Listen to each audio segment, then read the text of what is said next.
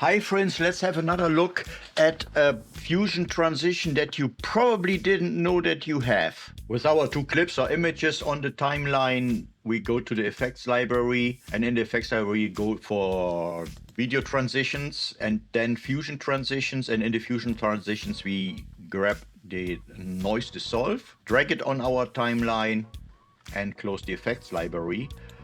We go and select the noise dissolve transition, and then we go to the inspector where we have all the different properties.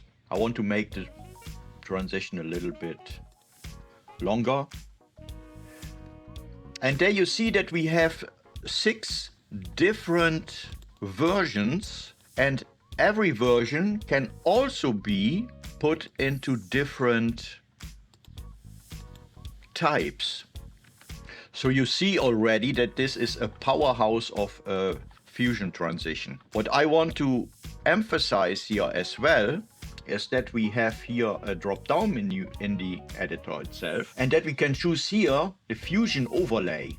And what this does is it gives us the ability to adjust even more than we can adjust here with the properties. Have more influence on the direction, and this all depends of course on the version that we choose. Doesn't do much here, but with this, for example, let's have a look. Turn that off for a moment because I want to go through the different properties very briefly because it's very complex. The best thing to demonstrate, for example, the animation is the third version, because here you really see that pushing that slider up makes the animation much faster. And then you have so many different things that you can try across.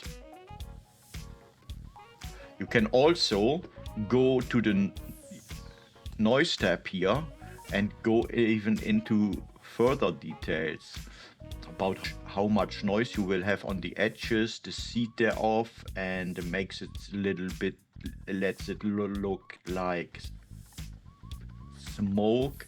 And then in combination with the animation speed, you get so many different effects.